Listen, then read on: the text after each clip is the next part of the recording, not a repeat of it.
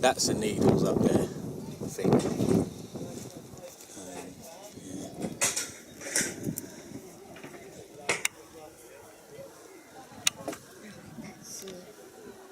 It's a lighthouse on the end.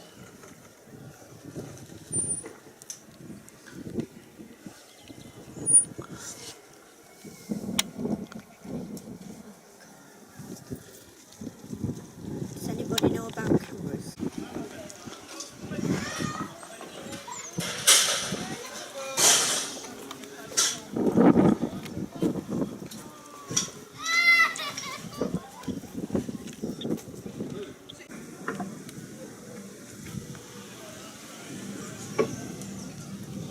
Yeah, it's absolutely coming back on.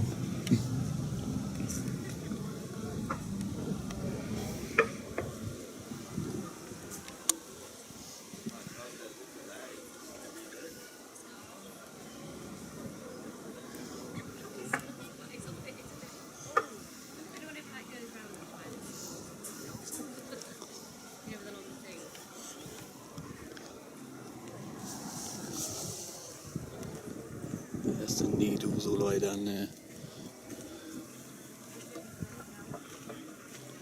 Oh dear, someone.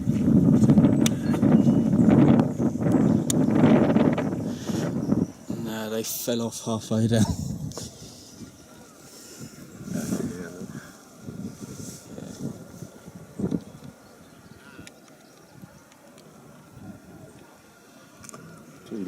Imagine having an else on here. Else to bite on there. Look, someone's got his off their wallet down there, look. There's a lot of things that always, it's always some. There's a hat top down there, so I top mine off. Oh shit, I hate this bit.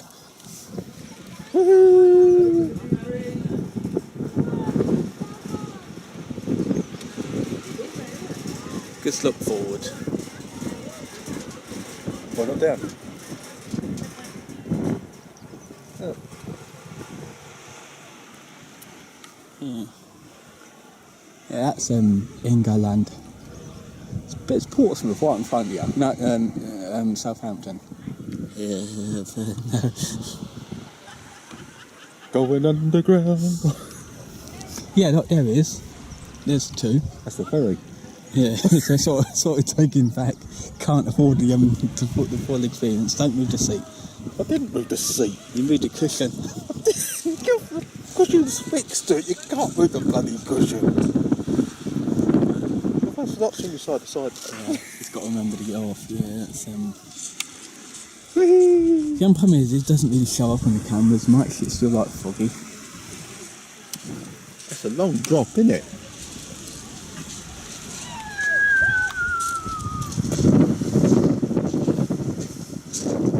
Imagine if you could sit right now.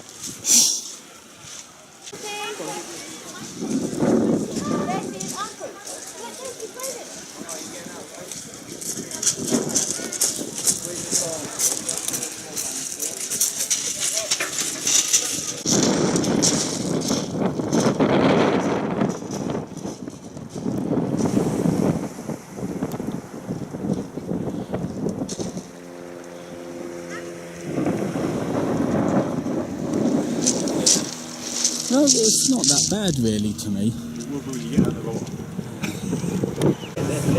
It's warmer here.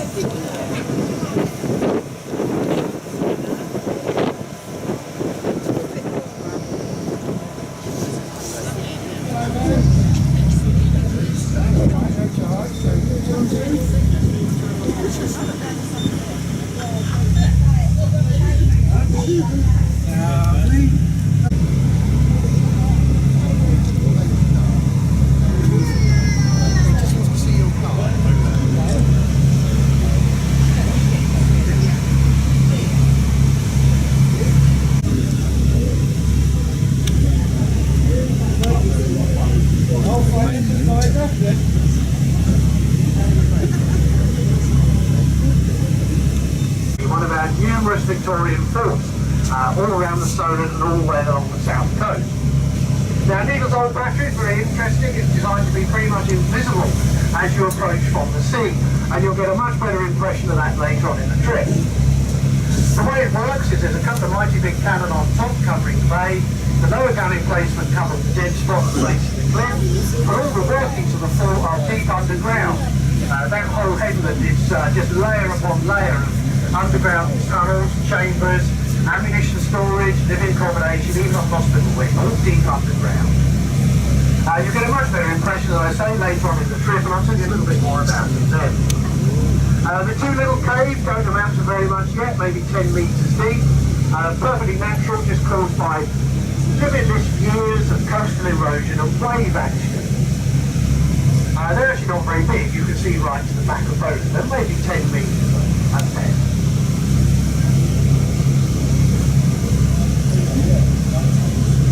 The Needles rocks themselves are so called because of the rock that went missing.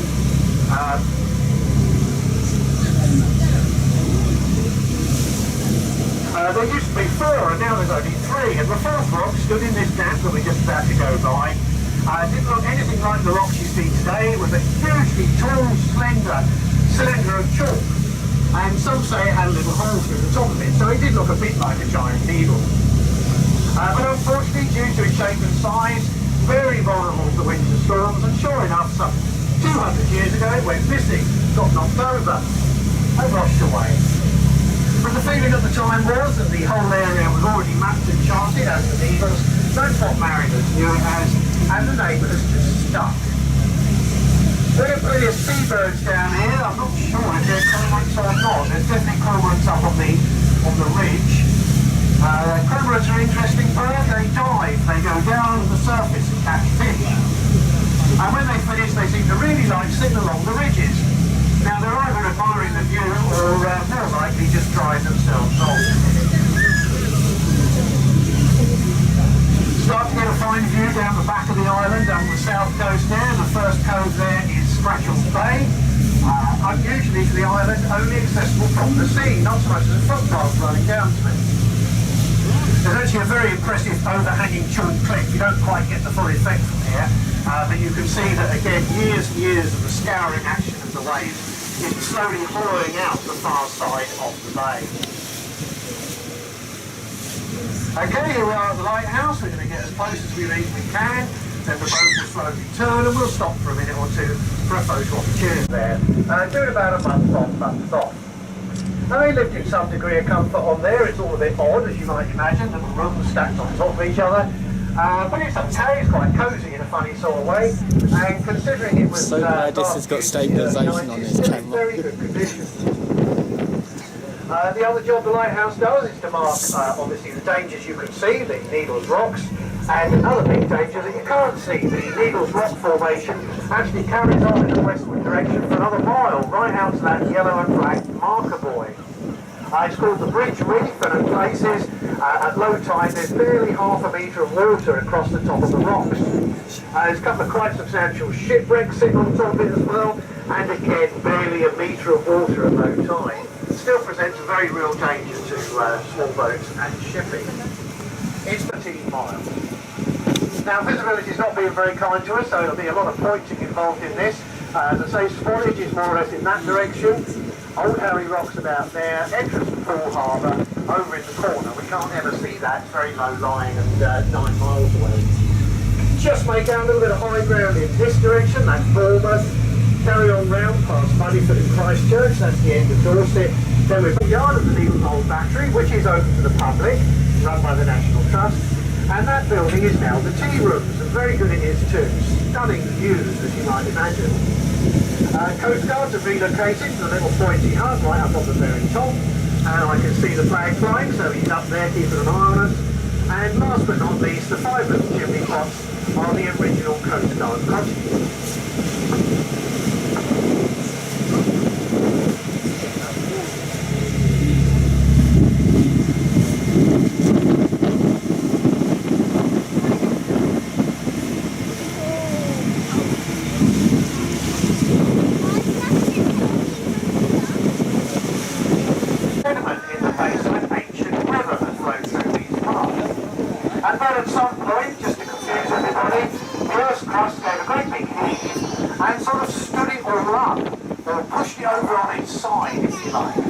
So what we're actually looking at there is vertical sediment, not a phrase you hear every day, and that's what it is, vertical sediment. And once you know that, it does kind of start to make a bit more sense. You get such a grand view from here, you really can see all the different layers, different colours, different materials, all laid down horizontally all those years ago. Different colours represent different minerals. The black is obviously a trace of carbon, the red bit of iron ore, and all the different yellows, just different colours of povs. Not very stable, the surface is shedding more or less all the time. A gale of wind or a downpour sort of washes the surface off. And the two results of that are the piles of sand that you see along the beach at the base of the cliff, and the fact that the colours are as bright today as when the Victorians were down here admiring them. They're certainly a few metres further back, but the colours are much the same. Chairlift's worth a mention, just coming up to its 50th birthday, become a bit of a national treasure. And absolutely 100% safety record, no one's ever fallen off it.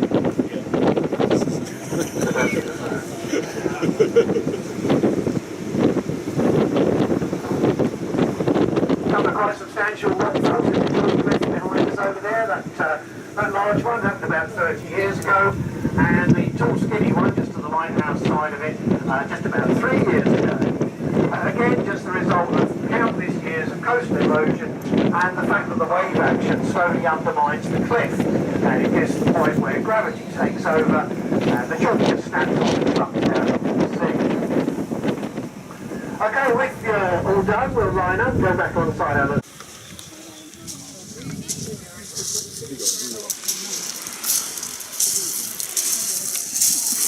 Can't even find it on this.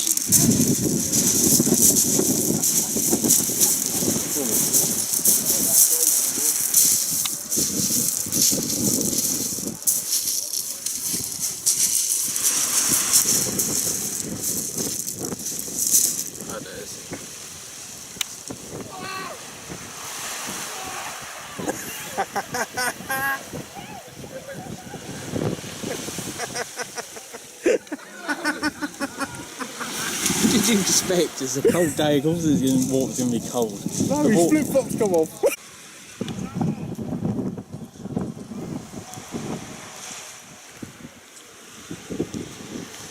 It's a better shot of the needles here from this angle.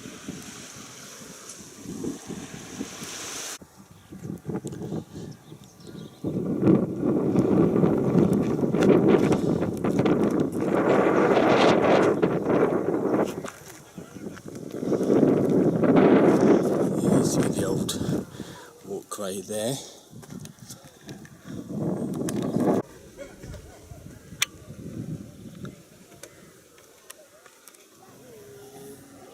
B.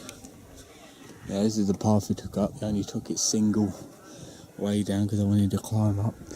Public footpath goes all the way up there. You can actually get down to the shore that way as well. So we just come from